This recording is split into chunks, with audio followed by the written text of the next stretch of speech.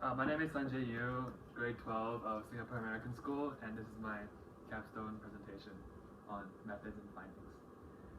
My project is still the same. It's still on the effects of A on B, the effects of secondary corticosteroid treatment on this disease. And this is very specific to this actual topic itself. So back to the intro. What is Kawasaki disease? It's a disease that primarily affects children under 5 years old. It's an immune problem. It's an autoimmune disease, and essentially means that it's a disease in which the immune system attacks the own body. Throughout the history of this disease, the causes are unknown. Pathophysiology, how it works in the body, is unknown, and many aspects of this disease are quite unknown, even though it was first discovered in the 60s or 50s by a man in Japan. And the primary symptoms are like fevers, rashes, strawberry tongues. But then the main problem is when the inflammation of the body occurs in the blood vessels that provide blood to the heart. These are the coronary arteries, and dilations and aneurysms, essentially when it becomes inflamed or blocked, is when this can lead to fatal problems. So why Kawasaki's? In Singapore, it's a disease that's highly prevalent. I think around 50 in every 10,000 people have it in Singapore. It's very local, and up to 20% are unresponsive to the standard treatment, to the original treatment that is always used by every doctor in a standard case. And it's the leading cause of acquired heart disease in children across the world in developed countries. So the problem today we face with Kawasaki's is that the standard treatment of IVIG, this is intravenous immunoglobulin, which is drug administered through the veins, and it's essentially pumping them with more immune bodies to help them decrease the effect of immune. It's like a chemistry principle in which if you put more immune bodies into a cell, the sensitivity of them becomes less. It's still also unknown, and so basically the standard treatment is still at high risk of high complications, and those who do not respond to it are at the highest risk of heart complications. The secondary treatment, when the first treatment fails, ranges from continued treatment, steroid treatment, and other treatments like infliximab. And so there's a huge controversy in which doctors have when picking a secondary treatment when this first treatment fails. And there's a lack of concrete evidence pointing to any singular treatment. And I had a few sources that reference one from Cato from 1979, which first referenced that steroids could in fact worsen Kawasaki's and could worsen the effect of Kawasaki's if you put steroids in a patient with Kawasaki's. And there's one for steroids, which was in 2011 by Miura in Japan, who said that steroids could be a possible benefit in the failure of primary IVIG. My focus is around children in Singapore, obviously, and it's only to those who are unresponsive to primary treatment. The collective scientific community has agreed that IVIG, while it's ineffective, is the best treatment among others for treating Kawasaki's, but my focus is still around the ones who are unresponsive to IVIG and aspirin. And again, these are the highest risk of heart complications, and there's controversy. And a study by Uhira in 2000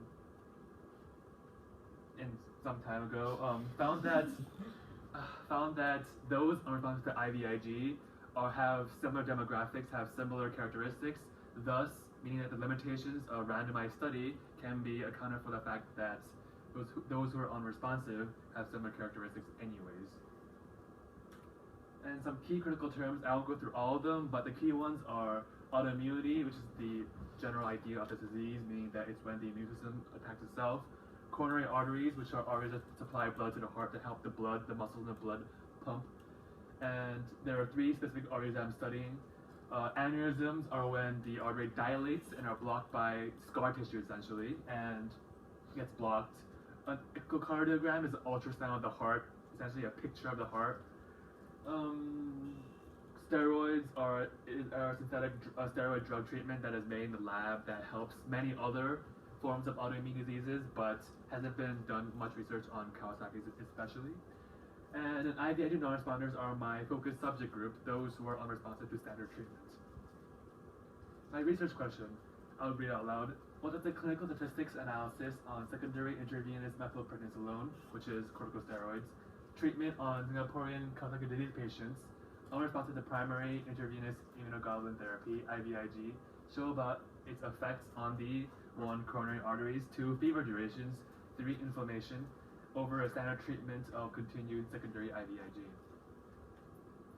My approach is in a discipline of science, especially in medicine and pediatric immunology, and my type is a retrospective observational study, meaning that I use quantitative variables.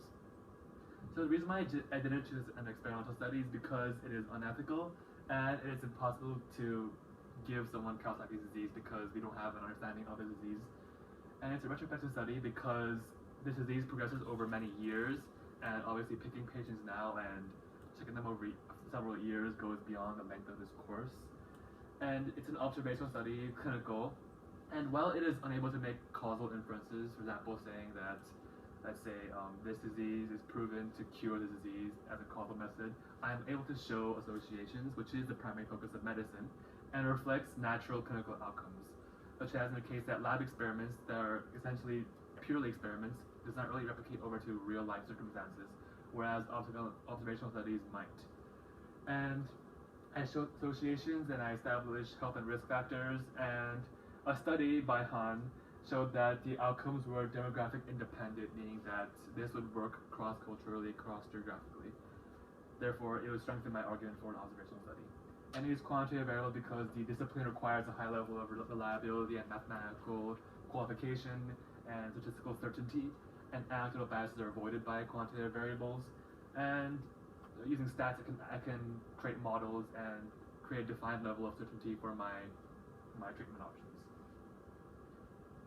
So back to my findings and evidence, I'm exploring 3 different variables: coronary arteries, the fever durations, and inflammations. And they're taken from patients in Singapore under the Ministry of Health's record exchange on all public healthcare institutions. But again, because they're demographically independent, it doesn't matter where it's specifically coming from.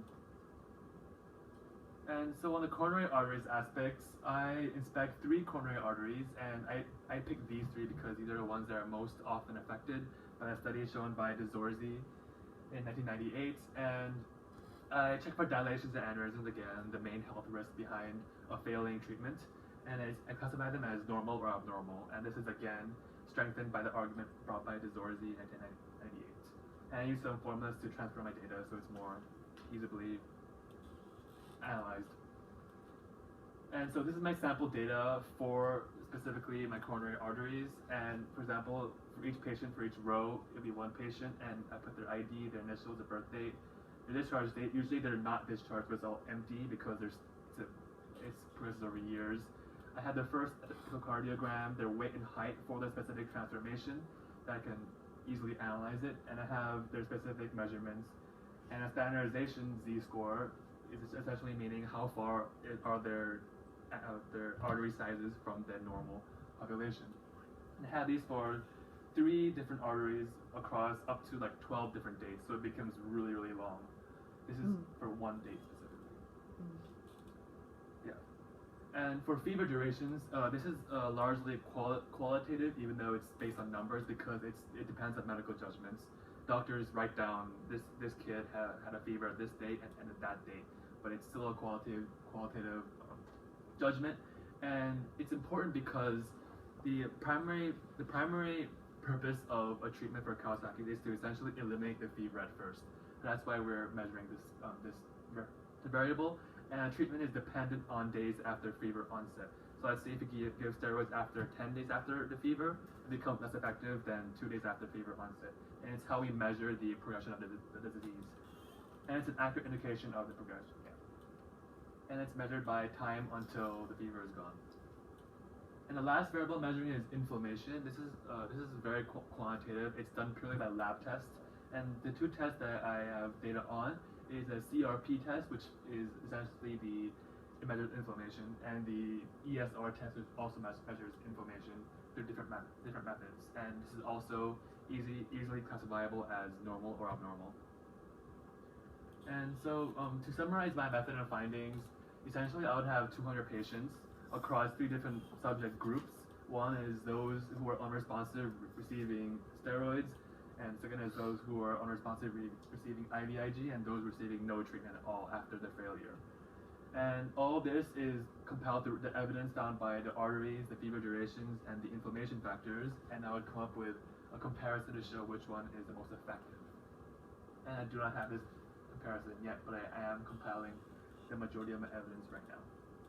So the significance of my research is that the current context, again, there's huge controversy as to which secondary treatment is the best among the failing IVIG treatments.